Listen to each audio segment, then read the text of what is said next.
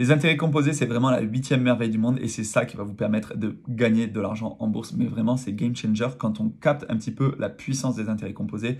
Là, on se dit qu'on a bien fait de commencer à investir en bourse. Moi, c'est en voyant ces graphiques pour la première fois que je me suis dit, OK, il faut que j'investisse en bourse à tout prix. Vous pouvez trouver très simplement des calculateurs pour les intérêts composés sur Internet. Vous tapez calcul intérêts composés, vous allez trouver sur pas mal de sites ces mêmes fonctionnalités en fait, qui vous permettent de calculer des intérêts composés.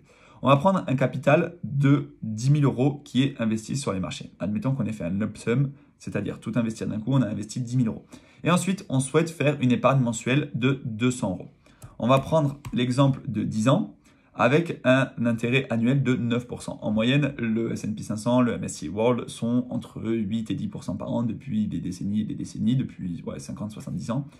Mais ça ne veut pas dire que ça se passera comme ça dans le futur, mais en tout cas, on peut se baser que sur des données qu'on connaît. Attention, ce qu'il faut, c'est que ce soit net d'inflation, que ce soit net de fiscalité aussi, si on veut vraiment savoir quel capital on pourra avoir à un certain moment donné. Mais là, pour l'exemple, on prend des chiffres simples, 10 000 euros investis, 200 euros par mois, 10 ans, 9% versés annuellement. On calcule, tout simplement, ça va nous donner 60 000 euros, dont 34 000 euros de versement, 26 000 euros d'intérêt. Vous voyez que ici, sur 10 ans, la part de versement, elle est plus importante que la part d'intérêt. Ce que vous voyez en bleu, c'est l'argent que vous avez versé de votre poche en mettant 200 euros par mois. Et ce que vous voyez en orange, c'est l'argent qui a fructifié, que ce soit des dividendes, des plus-values, etc., etc. Donc, ça, c'est sur 10 ans. Maintenant, on va passer déjà sur 15 ans, parce qu'il y a plusieurs variables sur lesquelles on peut jouer. Le capital initial, l'épargne mensuelle, la durée d'investissement.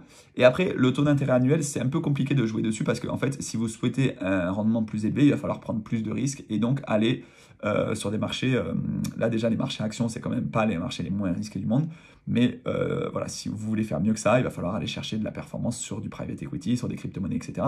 Mais là, on va rester sur de la bourse traditionnelle, S&P 500, MSCI World, Nasdaq, etc. Ce que vous connaissez.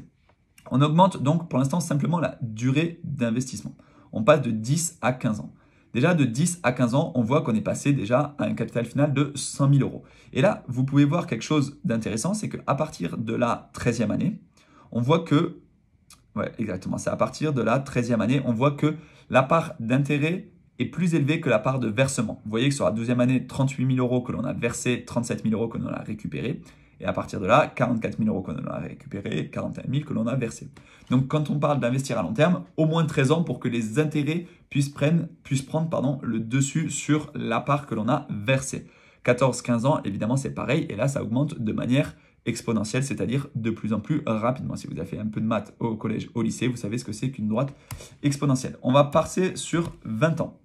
20 ans à 9%, 200 euros par mois. Là, on passe de 100 000 à 178 000. On voit vraiment que sur 20 ans, ça fait quand même une grosse différence et qu'à la fin, par exemple, la 20e année, on a 120 000 qui proviennent des intérêts, alors qu'on n'a que 58 000 qui proviennent de ce que l'on a versé sur ces 20 années consécutives. Donc là, ça devrait être vraiment intéressant.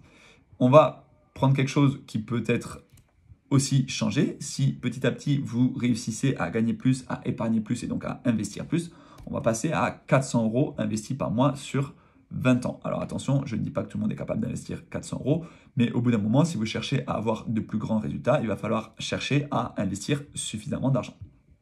400 euros sur 20 ans, là, tout de suite, on passe à 300 000 euros au bout de la 20e année. Et vraiment, encore une fois, c'est à partir de la 13e année où... Alors non, effectivement, je me suis trompé. C'est ici, à partir de la 14e année, où l'on passe à une part d'intérêt qui surpasse la part de versement. Vous voyez, 77 000 et ici 81 000, alors que dans la 13e, on est encore plus, notre capital est constitué plus de versements. On va faire une dernière simulation. On va passer sur 30 ans. Enfin non, on va même pas s'arrêter. On va aller encore plus loin après. Vous voyez que sur 30 ans, là, on passe à 700 000 euros. 700 000 euros pour 30 années d'investissement où l'on investit 400 euros par mois avec un capital quand même de 10 000 euros au départ. 700 000 euros. Je ne sais pas si vous vous rendez bien compte de la puissance que c'est en fait à partir... Regardez en fait la différence entre la courbe orange et la courbe bleue. La courbe bleue, elle augmente doucement, doucement, doucement parce que chaque année, on rajoute un petit peu. Et donc, au bout des 30 ans, on aura versé 154 000 euros. Mais 600 000 euros proviendront de nos intérêts. Et ça, vraiment, moi, quand j'ai vu ça la première fois, je me suis dit, ah ouais, mais c'est en fait ultra puissant, les intérêts composés. Et vraiment, là, 30 ans, on est à 700 000 euros. Si on passe à 40 ans, alors attention, 40 ans, on passe à 1,9 million. 1,9 million, c'est colossal. Si on passe à 50 ans, alors attention, je ne vous dis pas de garder vos investissements pendant 50 ans, mais on va prendre l'exemple de Warren Buffett juste après. Là, on passe de 1,9 million à 4,6 millions. C'est absolument démentiel en fait. Et à quel point ça peut augmenter de manière de plus en plus rapide. Voilà. C'est tout simplement ce que je voulais que vous compreniez. Pourquoi Warren Buffett est l'un des investisseurs les plus riches de la planète. C'est aussi parce que c'est un investisseur qui a commencé extrêmement tôt. Il a commencé à l'âge de 10 ans à investir sur les marchés financiers. Et aujourd'hui, on voit qu'il est à plus de 140 milliards de dollars, si je ne dis pas de bêtises. Mais la majorité de ces milliards, en fait, il les a créés après 65 ans. Vraiment, après 65 ans. Vous voyez, là, il passe de 1 milliard, 2 milliards, 3 milliards, et vraiment 66 ans, 17 milliards, 72 ans, 36 milliards, 58 milliards, etc. etc. Donc, vraiment, cette personne a investi de 10 ans à 90 ans aujourd'hui, là, donc c'est forcément son capital a augmenté de manière hallucinante. Donc, si je ne dis pas de bêtises, il a investi donc sur 80 ans à 9%. Là, on passe à 62 millions d'euros. Alors, je ne vous dis pas qu'il faut viser 80 ans, mais vous voyez, vous avez compris qu'au-delà de 12, 13 années, 14 années, là, vraiment, ça commence à devenir colossal. Et là, on parle juste d'un investissement de 400 euros par mois. Si vous avez la possibilité de mettre beaucoup plus, admettons que vous ayez la possibilité de mettre 1000 euros par mois parce que vous avez vraiment augmenté votre salaire, parce que vous avez investi de manière... vous avez entrepris, vous avez fait quelque chose de colossal. Là, on est à 141 millions. Alors, on parle de 80 ans là. Attention, vraiment, on va rester sur des horizons d'investissement cohérents, possibles.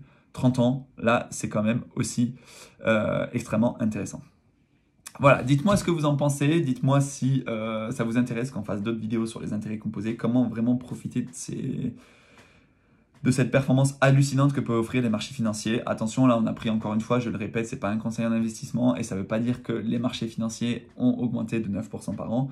Là vraiment c'est un taux que j'ai pris presque au hasard, 9%, mais ça ne veut pas dire que dans les 10 prochaines années, on aura 9% sur le S&P 500. Non, mais on utilise les données que l'on a eues dans le passé et dans le passé c'est plus ou moins ce qui s'est passé. Voilà, si vous avez des suggestions, n'hésitez pas à me les faire dans les commentaires et moi je vous dis à très bientôt pour de prochaines vidéos. Ciao, n'oubliez pas de vous abonner, de commenter, de liker, ça aide l'algorithme et ça aide la chaîne. On est quasiment 1000 abonnés, donc ça me fait extrêmement plaisir. Rejoignez-moi aussi sur les réseaux sociaux, sur TikTok on est beaucoup plus, on est près de 25 000, mais je ne peux pas aller autant en profondeur dans ces sujets-là. Allez, ciao!